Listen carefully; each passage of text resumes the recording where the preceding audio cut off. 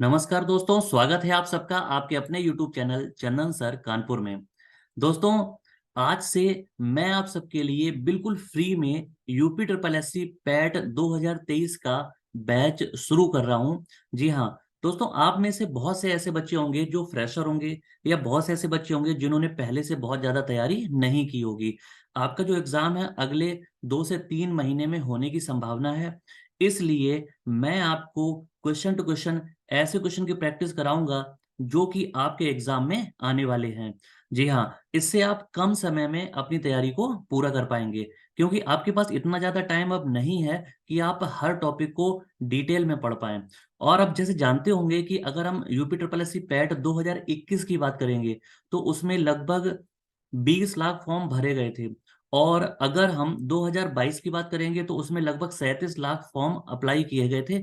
और इस बार UP triple S C PET 2023 में ऐसी उम्मीद है कि ये संख्या करीब 40 से 50 लाख भी हो सकती है। तो इतनी बड़ी तादाद में लोग फॉर्म भरेंगे, इसलिए आपको अपनी तैयारी को और ज्यादा बेहतर करना होगा।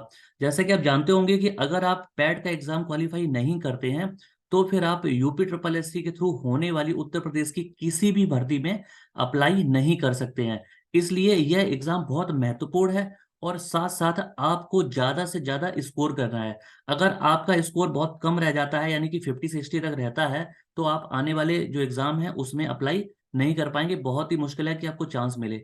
इसलिए आपका जो स्कोर है वो 80+ अगर आप करना चाहेंगे तभी आपको उसका फायदा मिलेगा। तो दोस्तों, इसको देखते हुए आज से मैं आप सबके लिए बिल्कुल फ्री में बैच शुरू कर रहा हूं। इसमें आपको बिल्कुल क्रम से, यानी कि सीक्वेंस से सारे के सारे मैं आपको टॉपिक पढ़ाऊंगा।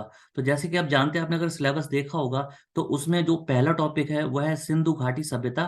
तो जितने भी टॉपिक हैं और हर टॉपिक से जितने भी इंपॉर्टेंट क्वेश्चन होंगे वो मैं आपको सारे के सारे कवर कराऊंगा। तो आज का जो टॉपिक है वो सिलेबस के हिसाब से जो पहला हमारा चैप्टर है उसका नाम है सिंधु घाटी सभ्यता। उसका जो पहला टॉपिक वो आज से हम शुरू करते हैं। तो आइए शुरू करते हैं अपना पहला क्वेश्चन।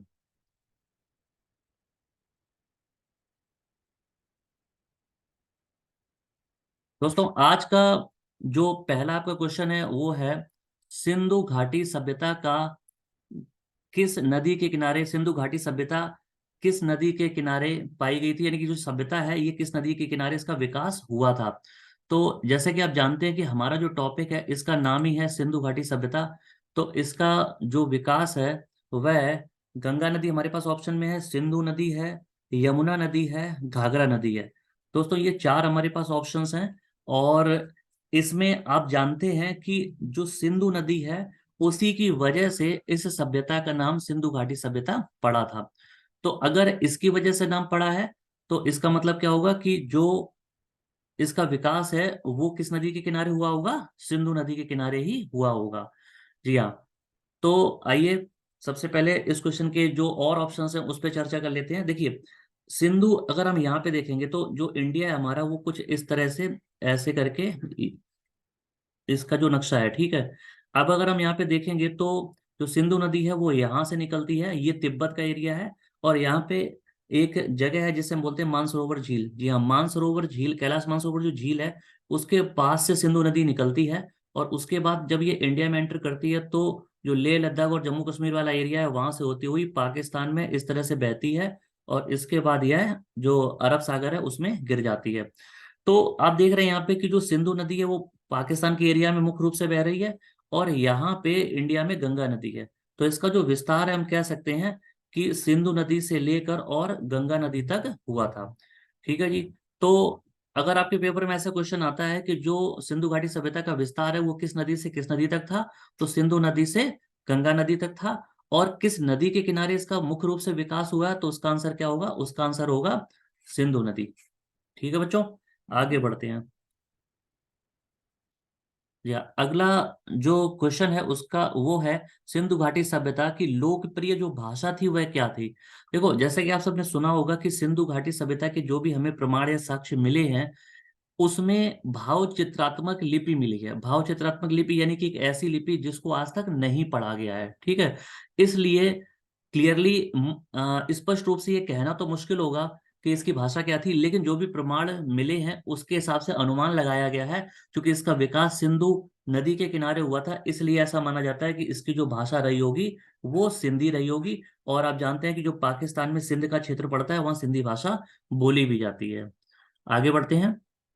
क्वेश्चन नंबर 3 है, हड़प्पा सभ्यता की जो खोज है वो कब हुई थी। ये क्वेश्चन आप जानते हैं कि बहुत ज्यादा फेमस क्वेश्चन है, बहुत पॉपुलर क्वेश्चन है, बहुत सारे एग्जाम में पूछा भी गया है। सिंधु सभ्यता की अगर हम बात करेंगे तो इसके जो प्रयास हैं बहुत पहले से किए जाने लगे थे, लगभग 1855 से।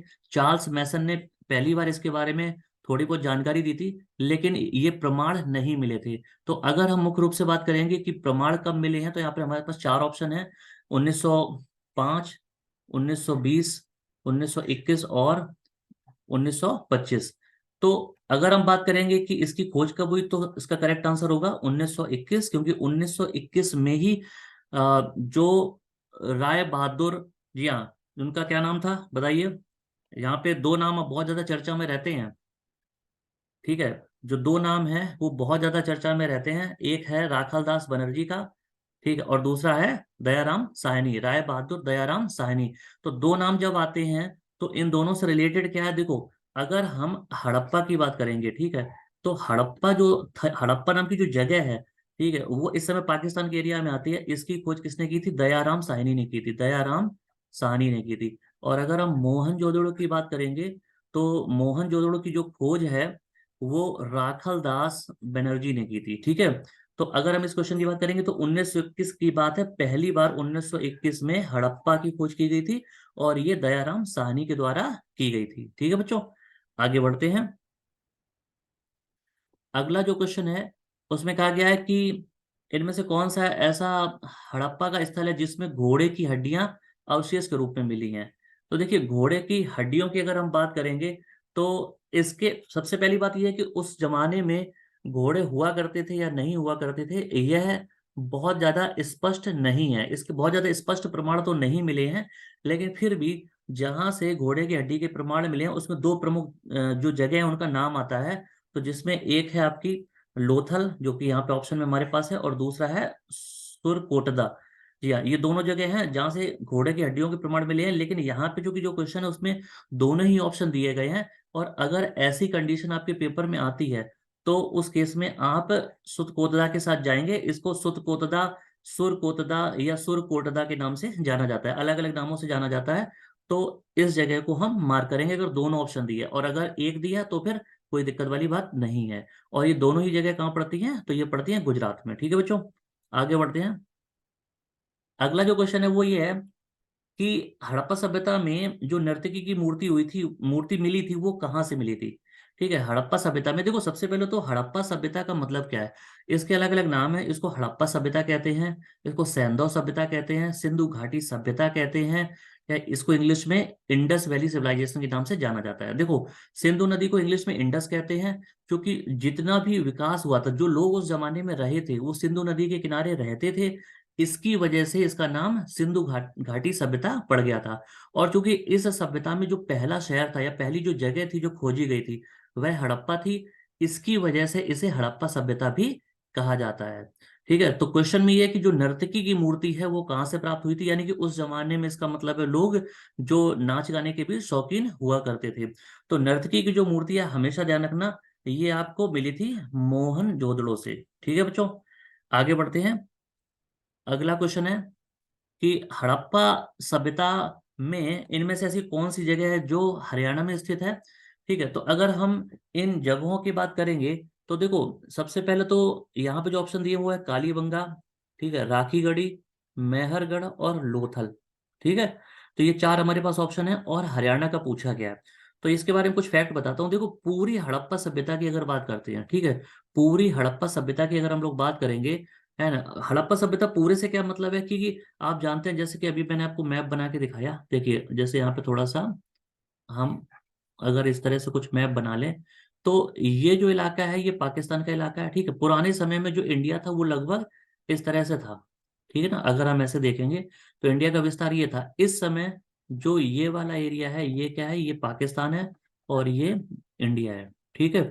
तो ये पूरा उस जमाने में क्या हुआ करता था, ये हमारा इंडिया हुआ करता था, लेकिन जब भारत और पाकिस्तान का बंटवारा हो गया, इसकी वजह से बहुत सारे जो जगह थी वो पाकिस्तान में चली गई। ठीक है, तो हम जो सिंधु सभ्यता की बात करते हैं वो लगभग इस तरह से फैली हुई थी। ठीक है, यानी कि पाकिस्तान और भारत के क्षेत्र में। अगर हम हरियाणा की बात करेंगे तो हरियाणा लगभग यहाँ पे पड़ता है, ठीक है, इस जगह पे।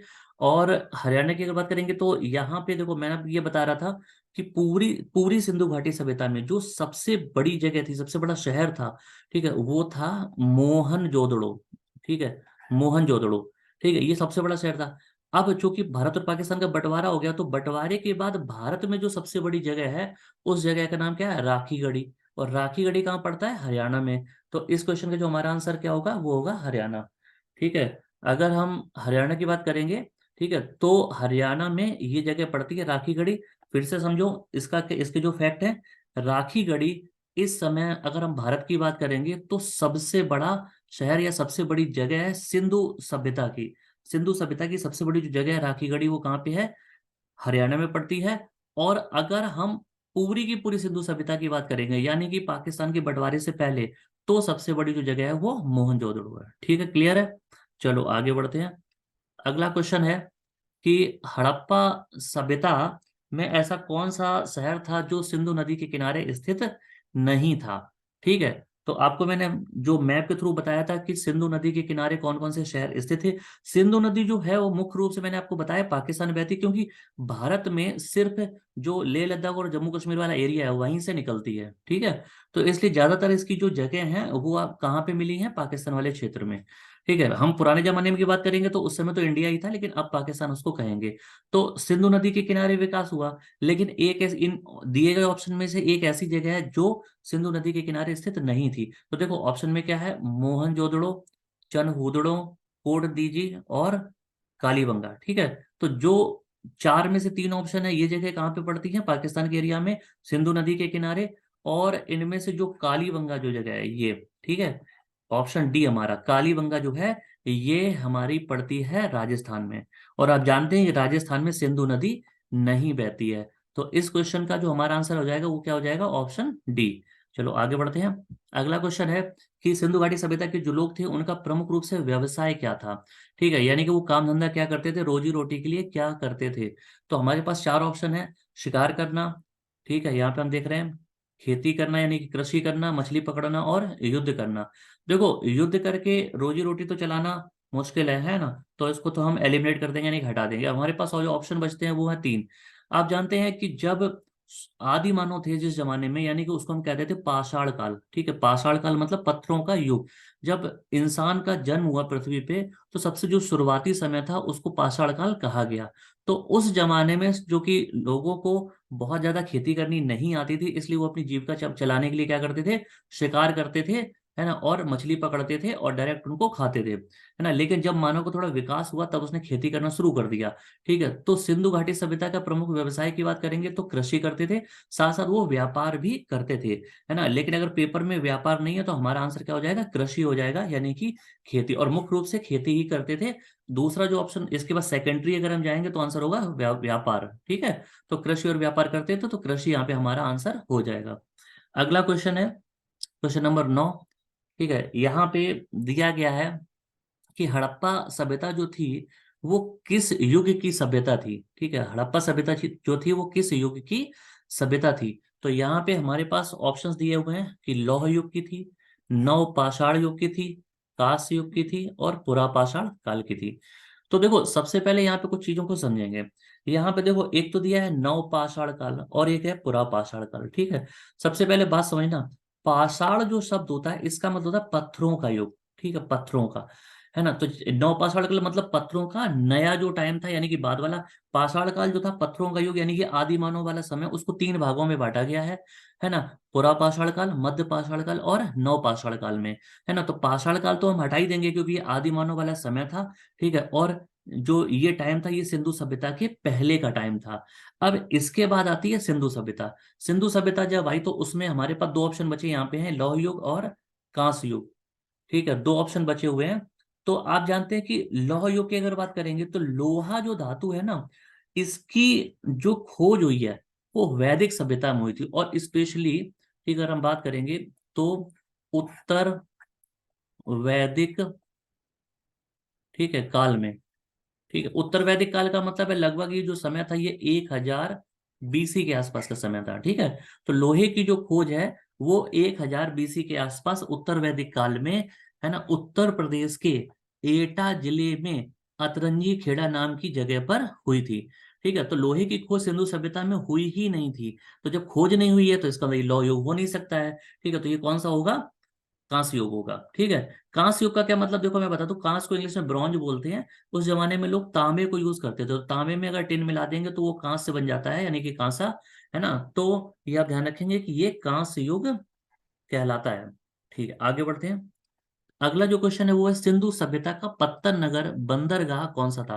देखो, बंदरगाह या पत्तन नगर जो शब्द है, ठीक है, इसका मतलब होता है सी पोर्ट, है ना, यानी कि समुद्र के जो किनारे का एरिया होता है, जो शिप होते हैं ना, बड़े बड़े जहाज होते हैं या जो बोट होती, नाव होती हैं, वो वहां पर आकर रुकती हैं। ठीक है, तो उस जमाने में व्यापार होता था, ऐसे साक्ष्य मिले हैं कि जो व्यापार है वो भारत से दूसरी जगह पर भी व्यापार हुआ करता था। तो जो व्यापार होगा, आप जानते हैं कि उस जमाने में ट्रेन, बस या सड़क मार्ग इस तरह से चीजें नहीं थी, तो पानी के रास्तों से या समुद्री रास्ते से व्यापार किया जाता था। तो व्यापार किया जाता था, इसके साक्ष्य हमें मिले हैं क्योंकि बंदरगाह के प्रमाण मिले हैं। अब बंदरगाह जो है, ठीक है, वो कौन सी जगह थी, कहाँ पे मिला था? तो यहाँ पे हमारे पास जो ऑप्शन है उसमें दिया है रोपड़। रोपड़ पंजाब में पड़ता है। चनहुदड़ो, ये पाकिस्तान के एरिया में है। ठीक है, और पाकिस्तान के एरिया में अगर हम बात करेंगे, देखो इस तरह से थोड़ा समझना। ठीक है, अगर ये इंडिया की बात कर लें और ये पाकिस्तान वाला इलाका है, ठीक है, यहाँ नीचे का जो ये एरिया है ये समुद्र वाला एरिया है। ठीक है, ये अरब सागर है। और जो चनहुदड़ो है वो लगभग यहाँ पे पड़ता है। तो आप जानते हैं अगर चनहुदड़ो यहाँ पर है तो ये जमीन के बीच में है। ठीक है, जमीन के बीच में तो इसका मतलब समुद्र से टच नहीं करता है, तो ये ऑप्शन नहीं हो सकता है। रोपड़ की अगर बात करेंगे तो रोपड़ कहाँ पड़ता है? यहाँ पर। ठीक है, तो रोपड़ अगर यहाँ पे पड़ेगा यानी कि पंजाब, पंजाब के एरिया में। तो पंजाब में भी आप जानते हैं कि समुद्र नहीं है। ठीक है, और मोहनजोदड़ो की बात करेंगे तो ये भी पाकिस्तान के एरिया में ही लगभग यहाँ पे पड़ता है। ठीक है, यहाँ भी समुद्र नहीं है। तो इनमें से जो लोथल दिया गया है, लोथल गुजरात में आता है। ठीक है, ये जो एरिया है ना, ये गुजरात वाला एरिया है। ठीक है, और जानते हैं गुजरात का जो एरिया है ये पानी से लगता है। तो इसलिए हमारे इस क्वेश्चन का आंसर क्या हो जाएगा? ये हो जाएगा लोथल। ठीक है बच्चों, लोथल क्या है? बंदरगाह नगर था। आगे बढ़ते हैं। अगला जो क्वेश्चन है वो है कि सिंधु सभ्यता में किस पुरा स्थल को सिंध का नखलिस्तान या बाग कहा जाता था? ठीक है, नखलिस्तान या बाग कहा जाता था। तो ये जो क्वेश्चन है ये बड़ा ही अच्छा क्वेश्चन है और आप लोगों के लिए बिल्कुल नया क्वेश्चन भी हो सकता है। ठीक है, तो पुरा स्थल यानी कि सिंधु सभ्यता में, यानी कि जो उस जमाने का समय था, तो उस समय एक ऐसी जगह थी जिसे सिंध का नखलिस्तान या बाग कहा जाता था। ठीक है, ये बाग, बाग का मतलब क्या होता है कि देखो एक ऐसी जगह जो बहुत हरी भरी हो, जहाँ पे बहुत चीजें समृद्ध हो, बहुत अच्छी हो। ठीक है, तो अगर हम इस तरह से बात करेंगे तो यहाँ पे जो मोहनजोदड़ो जगह है, ठीक है, ये यहाँ पे बहुत सारी चीजें मिली थी, इसीलिए इसको ये संज्ञा दी गई है कि सिंधु सभ्यता का जो नखलिस्तान या बाग है वो मोहनजोदड़ो को कहते हैं। ठीक है बच्चों, आगे बढ़े। अगला क्वेश्चन है कि सिंधु सभ्यता में वह कौन सी जगह थी जहां पर हल से जोते गए खेतों के प्रमाण मिले हैं? ठीक है, या साक्ष्य मिले हैं। ठीक है, हल से यानी कि एक ऐसी जगह थी जहां पर हल से खेतों की जुताई की गई है। मेरी बात समझना, हल से क्या किया गया? खेतों की जुताई की गई है। ठीक है, इससे क्या पता चलता कि उस जमाने में जो लोग थे, है ना, वो क्या करते थे? खेती भी करते थे। देखो अगर हम चावल की बात करेंगे कि चावल के प्रमाण कहाँ से मिले, ठीक है, तो उसका जो आंसर होगा वो क्या हो जाए? लोथल हो जाएगा। ठीक है, लोथल। और अगर हम बात करेंगे खेते गए जोते गए खेत, है ना, और वो भी किससे? हल से, तो ये कहाँ पे मिले थे? तो ये बच्चों कालीबंगा नाम की जगह पे मिले थे। कालीबंगा, और कालीबंगा है कहाँ पे? तो ये राजस्थान में है। ठीक है, राजस्थान में कालीबंगा पड़ता है। और कालीबंगा जो शब्द है इसका मतलब होता है काले रंग की चूड़ियां। ठीक है, आगे बढ़ते हैं। अगला है सिंधु सभ्यता का कौन सा स्थल गुजरात राज्य में नहीं है? ठीक है, सिंधु सभ्यता की वह कौन सी जगह है जो गुजरात में नहीं है? देखो यहाँ पे एक और बड़ा इंपॉर्टेंट क्वेश्चन मैं आपको बता देता हूँ। ठीक है, कि सिंधु सभ्यता में आज तक जितनी भी चीजें मिली हैं उनमें सबसे ज्यादा कहाँ मिली है? गुजरात में। ठीक है। और अगर हम आजादी के बाद बात करेंगे कि जब देश हमारा आजाद हो गया, पाकिस्तान भारत का बंटवारा हो गया, उसके बाद भी सबसे ज्यादा जो चीजें मिली हैं वो गुजरात में ही मिली है। यानी कि ओवरऑल देखेंगे तो भी गुजरात है, और अगर आजादी के बाद बात करेंगे तो भी गुजरात में सबसे ज्यादा चीजें मिली हैं। और क्वेश्चन में कह रहा है कि गुजरात राज्य में नहीं है, यानी कि चार में से यहाँ पे चार में से एक ऐसी जगह है जो गुजरात में नहीं है और बाकी सारी गुजरात में है। तो देखो मैंने आपको क्या बताया, सुट कोतदा ये पहले ही बताया था, धौलावीरा और लोथल ये तीनों ही कहाँ पे हैं? तो ये बच्चों हैं गुजरात में। और कालीबंगन या कालीबंगा इसको कहते हैं, अभी जस्ट मैंने पहले बताया आपको कि ये कहाँ पे है? राजस्थान में पड़ता है। ठीक है, तो हमारा इसका जो आंसर है वो क्या हो जाएगा? वो हो जाएगा कालीबंगा। ठीक है। आगे बढ़े। ठीक है, अगला क्वेश्चन है 14 नंबर क्वेश्चन। अभी देखो बच्चों एक बात मैं आपको और बता दूं कि जो मैं आपको पढ़ा रहा हूँ इसकी जो पीडीएफ है, ठीक है, अगर आप ये लेना चाहते हैं तो ये भी आपको मिल जाएगी, बिल्कुल फ्री ऑफ कॉस्ट है। इसका इसका कोई भी चार्ज नहीं होगा। इसके लिए आप टेलीग्राम पे जाइए, और टेलीग्राम पे चंदन सर कानपुर, जी हाँ, जो हमारे यूट्यूब चैनल का नाम है उसी नाम से जो टेलीग्राम है उस पे चैनल बना हुआ है, चंदन सर कानपुर, इस नाम से सर्च कीजिएगा और उसे ज्वाइन कर लें। ठीक है, अगर आप ज्वाइन करेंगे तो फिर आपको वहां पे जो ये पीडीएफ है वो मिल जाएगी, और जितनी भी क्लासेस मैं लूंगा उन सब की पीडीएफ आपको वहां पे मैं देता रहूंगा। तो टेलीग्राम चैनल को आप जरूर ज्वाइन करें। ठीक है, आगे बढ़ते हैं। 14 नंबर जो क्वेश्चन है वो कह रहा है कि हड़प्पा सभ्यता में जो सबसे उत्तरी दिशा में जो स्थल था, ठीक है, उत्तरी मतलब नॉर्थ है ना, नॉर्थ यानी कि उत्तर दिशा में जो सबसे ज्यादा ऊपर की तरफ है ना, सबसे ज्यादा नॉर्थ में या उत्तर दिशा में जो जगह थी वो कौन सी है और किस नदी के किनारे स्थित है? तो जगह तो यहाँ पे क्वेश्चन में दे दी गई है। ठीक है, अगर हम देखेंगे तो यहाँ पे दिया हुआ है मांडा। जी हाँ, जगह का नाम तो दे दिया मांडा, लेकिन किस नदी के किनारे थी? तो सबसे पहले थोड़ा सा इसको समझ लेते हैं। देखो एक जगह मिली थी उस जमाने में मांडा, ठीक है, ये है कहाँ पे? तो ये जम्मू एंड कश्मीर। ठीक है, जम्मू एंड कश्मीर में ये जगह पड़ती है मांडा। ठीक है, ये सिंधु घाटी सभ्यता की सबसे उत्तरी जगह थी, है ना। अच्छा, अब यहाँ पे एक चीज और समझनी है कि जम्मू कश्मीर में आप जानते हैं कि मुख्य रूप से दो नदियां बहती हैं। ठीक है, कौन कौन सी? एक है झेलम और एक है चिनाब, है ना, ये दो प्रमुख नदियां हैं जम्मू कश्मीर की। ठीक है, अगर हम यहाँ ऑप्शन में देखेंगे तो यहाँ पे हमें ऑप्शन में झेलम नहीं दिखाई पड़ रहा है, सिर्फ क्या मिल रहा है? चिनाब। तो आपका जो आंसर है वो क्या करेंगे? चिनाब। और बहुत ध्यान रखना, चिनाब नदी के किनारे, है ना, क्या हुआ था? मांडा नाम की जो जगह थी वो स्थित थी। ठीक है, अच्छा अगर चारों दिशाओं की बात करेंगे तो मैं आपको चारों दिशाओं में बता देता हूँ। देखो अगर हम इस तरह से बात करेंगे, है ना, तो कौन कौन सी जगह थी चारों दिशाओं में सिंधु घाटी सभ्यता में?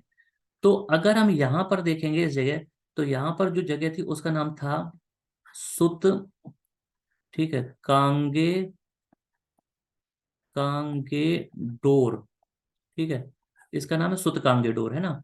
ऊपर जो जगह मिली थी ये थी मांडा, मांडा नाम की जगह। ठीक है, यहाँ पर जो जगह मिली थी वो थी आलम, ठीक है, गिरपुर। ठीक है, आलमगीरपुर। और यहाँ पे जो जगह मिली थी ये थी दायमाबाद। ठीक है, ये चारों दिशाएं, अब ये कहाँ कहाँ पे हैं तो मैं आपको बता देता हूँ। देखो सबसे पहले मांडा कहाँ पे है? जम्मू कश्मीर में। ठीक है, जम्मू कश्मीर में पड़ती है जगह। ठीक है, अगर हम दायमाबाद की बात करेंगे तो ये महाराष्ट्र में पड़ती है। ठीक है, इस जगह, ये जगह कहाँ पे थी? महाराष्ट्र में। ये जगह जो है आलमगीरपुर है, ये उत्तर प्रदेश में मेरठ के पास में। ठीक है, आलमगीरपुर।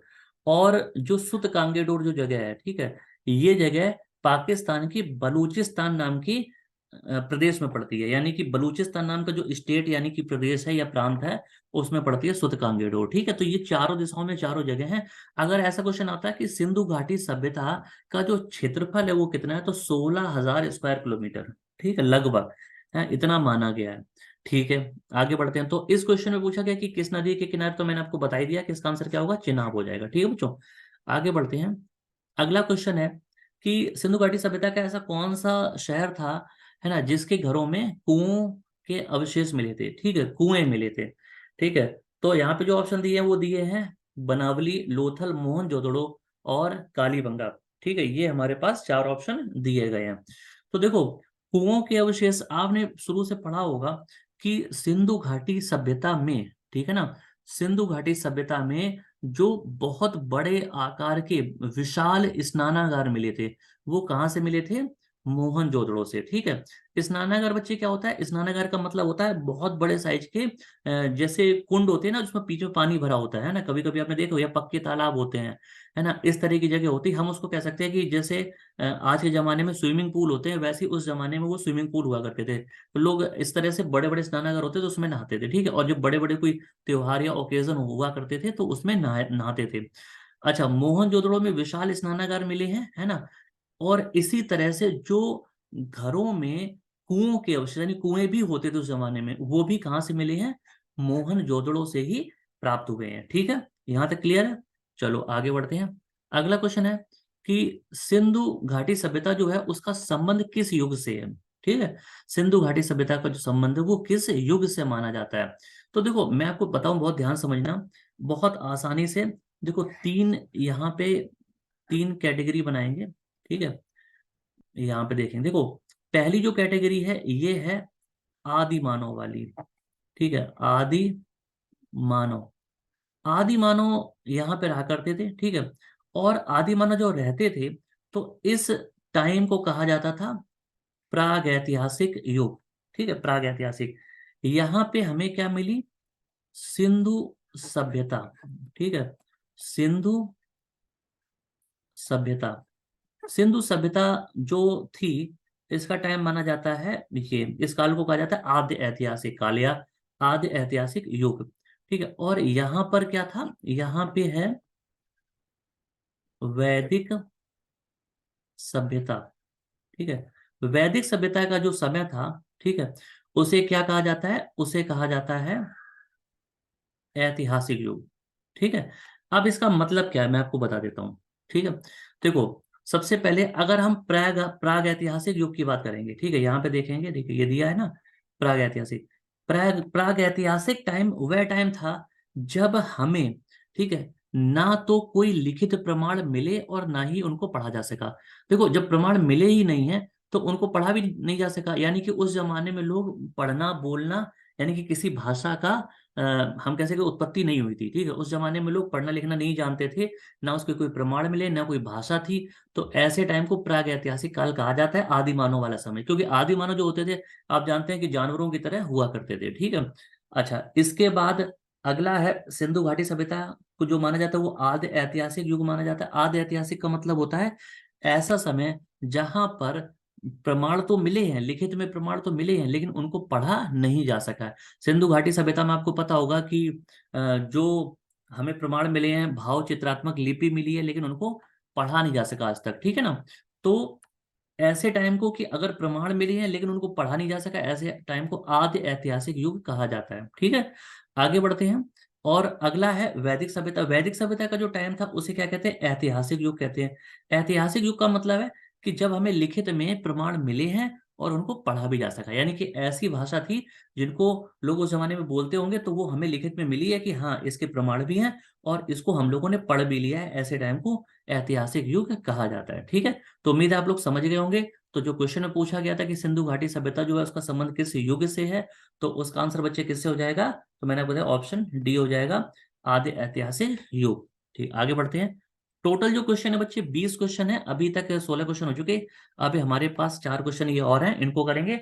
तो मैं पूरी कोशिश करूंगा कि जो जितनी भी क्लासेस आपकी आएंगी उसमें 20 से 25 क्वेश्चन रखे जाएं, जिससे आपको मैं बहुत डिटेल में समझा पाऊँ। देखो क्वेश्चन तो 20 हैं, लेकिन जिस तरह से मैं आपको डिटेल में समझा रहा हूँ, अगर आप कैलकुलेट करेंगे तो डेली आपके कम से कम 50 से लेकर 100 क्वेश्चन तक कवर हो जाएंगे। ठीक है, तो इसलिए ध्यान से सुने।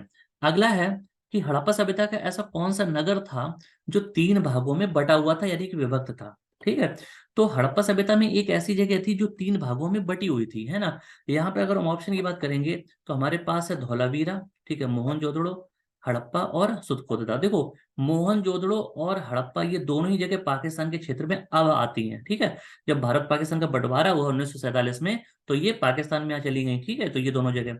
अच्छा, धौलावीरा और सुतकोतदा की बात करेंगे, ये दोनों ही कहाँ पे पड़ते हैं, तो ये दोनों गुजरात में है। इतना ठीक है। अच्छा, अब पूछा गया कि कौन सा नगर 3 भागों में बटा हुआ था। ठीक है, तो उसका बच्चे आंसर होगा क्या, धौलावीरा। धौलावीरा 3 भागों में बटा हुआ था और ये अपने बहुत ज्यादा अच्छे यानी कि उन्नत जल प्रबंधन के लिए भी प्रसिद्ध था।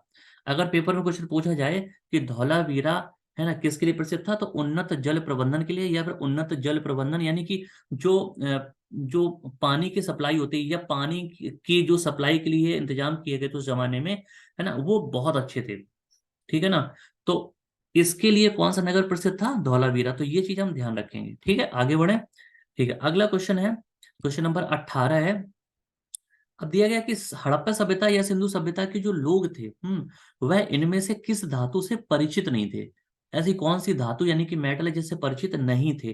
देखो ऑप्शन में क्या है, तांबा, ठीक है, लोहा, चांदी, कांसा, ये चार दिए हुए हैं। ठीक है, अब देखो बहुत ध्यान से मेरी बात को समझना। मैंने थोड़ी देर पहले आपको बताया था कि लगभग 1000 BC की बात है और उत्तर वैदिक काल की। ठीक है, तो उस समय लोहे की खोज हुई थी। ठीक है, लोहे की जो खोज है, ये क्वेश्चन बहुत पूछा जाता है। ठीक है, तो अब स्पेशली लोहे को बस ध्यान रखो।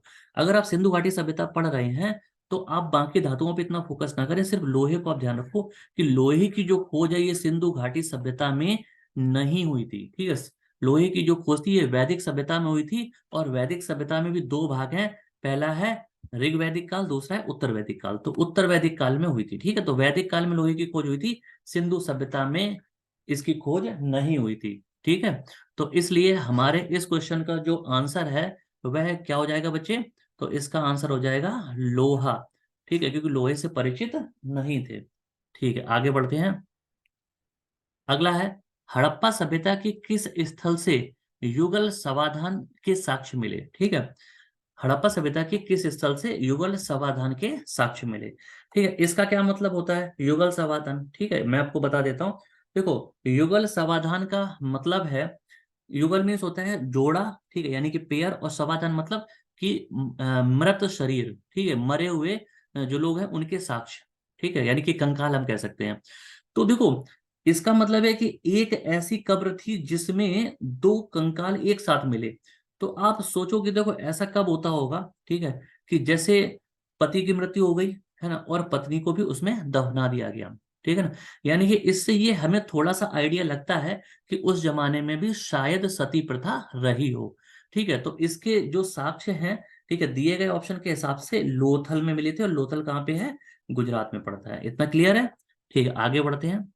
अगला है हड़प्पा या सैंडो सभ्यता जो है, ठीक है, उसमें लोगों ने घरों के विन्यास के लिए कौन सी पद्धति अपनाई थी? ठीक है, घरों के विन्यास के लिए, यानी घर जब बनाए जाते थे, है ना, तो वो किस पद्धति से बनाए जाते थे, ये क्वेश्चन है। ऑप्शन में हमारे पास जो दिया गया है, ठीक है, वो है ग्रीड पद्धति, ठीक है, त्रिभुजाकार आकृति में, गोलाकार आकृति में, और शतरंज बोर्ड की आकृति में।